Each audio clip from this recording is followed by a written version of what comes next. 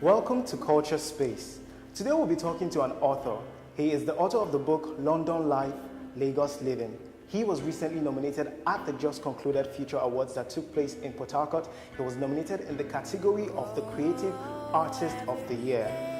His name is Omotayo. He's with me here at the White Space located in Ikoyi.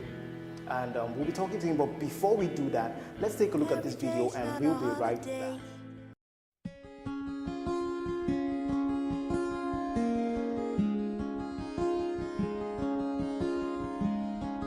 I am the white diapers I wore as they lowered my father into his grave.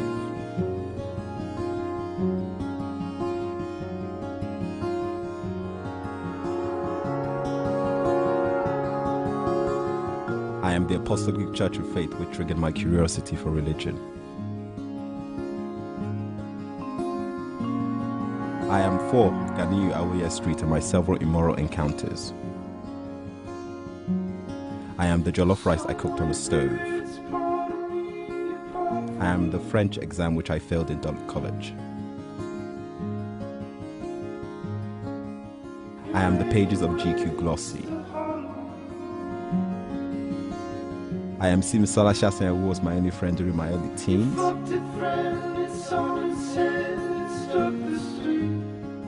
I am my mother's cook, which continues to feed me with joy. I am Omotayo, author, London Life, Lagos Living. Welcome back.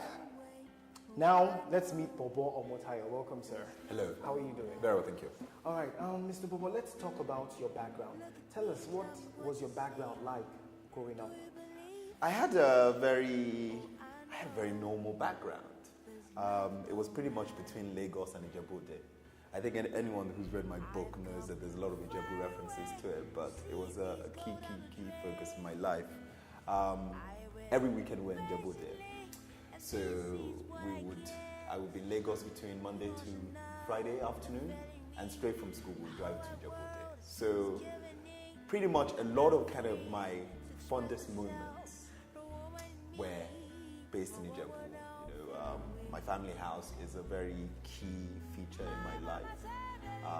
There's been a lot of kind of ups and downs and a lot of trials and tribulations in that house. So I never like to talk about my upbringing without mentioning that house because it's so significant, But I come from a big family. I've got 6 brothers and sisters.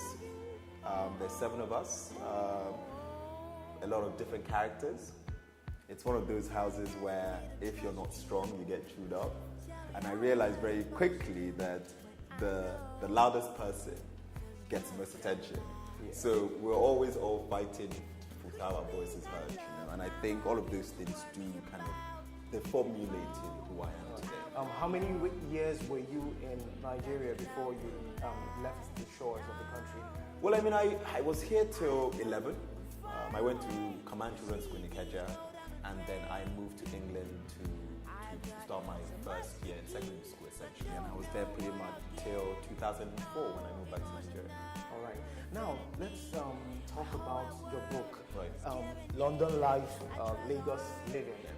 Now, what inspired this? Because for me, the title alone is captivating. It just makes me want to pick it up and read it. Right. So what inspired the book? Well, I mean, a lot of things inspired the book, to be honest. I mean, I must say that I've always had a dream to write. Even though when I was introducing myself at the back of the book, I had said I'm not a professional writer, which I am not. I feel like I'm stealing someone else's profession, so to speak. But writing is what I do. I've never necessarily wanted to get some reward from it, if you know what I mean, financial reward. It was just a passion. But I decided at the start of 2011 that I wanted to write a book. But I wanted to write a book that I could relate to. Talking about themes that I could identify with, so to speak. But more importantly, I also wanted to create a book that isn't just purely text. I wanted to create a book which kind of had all of the different things that I was interested in. So I'm very big in design, very big in art. I love photography, anything to do with art. I'm an art student, And I wanted to create a book which is very similar to that. So I realized really quickly that it was always going to be something that the publishing houses were going to always say, well, what is it? It's a book, it look like one. but I knew that's what I wanted to do. So creativity is really what inspired it, essentially, and I thought the story was interesting because I've always said, we talk very much about Generation X and Generation Y. I call myself DSTV generation, and I'm sure you're a DSTV generation as well. I think majority of young people today are the epitome of DSTV generation, which is we embody the good and the very bad of it. And I wanted a book that reflected that. It's a book that captured what's happening today. So, I've been criticized by a lot of critics for the use of language. Some had said the language is very colloquial, so and so, but I said, well, I don't really care what. But it is Nigerian. The language is Nigerian. Exactly. It is how young people speak today, and I wanted the book to reflect that. So, it is no surprise a lot of young people have identified with the book. I also felt that it would be interesting if I wrote something with an interesting backdrop. When you think about African literature, you think of a very particular type of backdrop. And there's nothing wrong with that. There are people who love that backdrop, and publishers most certainly love it. But I thought it would be interesting if we talked about Lagos today, as opposed to Lagos in the 50s. Now, for me, what about the title? Right. How did you come about the title? Well, actually, this is the second title. This was not the original title. I always tell people get really upset. The original title was The Ijebu Boy with British Residency. Okay.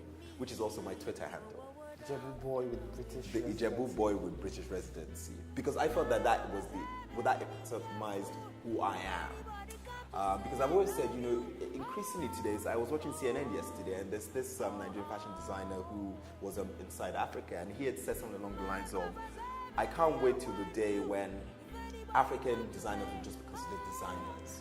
As and opposed not to African exactly designers. or designers from the continent. Yeah. And I was looking for a title which kind of embodied that. So Ijebu Boy Business was my own title. However, we did a focus group with a couple of people, the target audience, and first of all, no one. Some people were worried that no one would know where Ijebu Day was, and so on and so forth. So we're looking for like the balance, so to speak, and it was something that came to me half asleep one day, and I thought it embodies who I am, more importantly, it also embodies what the average youth is all about today. You wrote this book in 3 years? Well, what had happened was there were kind of little musings that were kind of stored on my computer.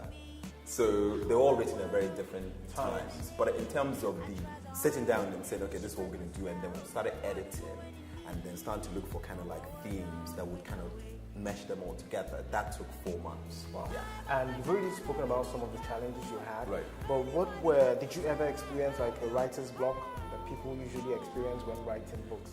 I don't believe in writer's block. I believe in just writing. And I never throw anything away. I never throw away anything, no matter how bad it is. I know a lot of people who type and they'll print it, read it, squeeze it, put it in the dustbin. No, I will keep it because all it might take is just one line from a 500-word text to trigger something else. So I have a lot of stuff, a lot of edited raw material just sitting in my computer. Probably for another book. No comment. And writing is an art form. But what I wanted to do with the book was push art form to as broad as possible. So the photography in the book, I feel like photography is becoming a global ambassador for us. And so with design and so on. And these are all of the elements of the book. So you're not just reading text, your mind is being dazzled by the visuals, It's very high gloss, So there's a lot to feast your eyes on. So if you ever feel obliged, please get a copy. Get a copy, all right. Thank you so much for coming on the show. Thank you very much. It's been good having you. All right, guys, that's it. I've had so much fun. I've learned a lot. We are Nigerians. We should embrace our own people. And this book talks a lot about our culture. It talks a lot about the kind of people that we are. I think it's a book that you don't really need to, it's not the literature that you drag on and drag on. As you're reading it, I think you're going to love it. Page by page. I've not finished reading the book, but I know that it's an interesting read. So go out there, get your copy. This is HITz Culture Space, and see you next time.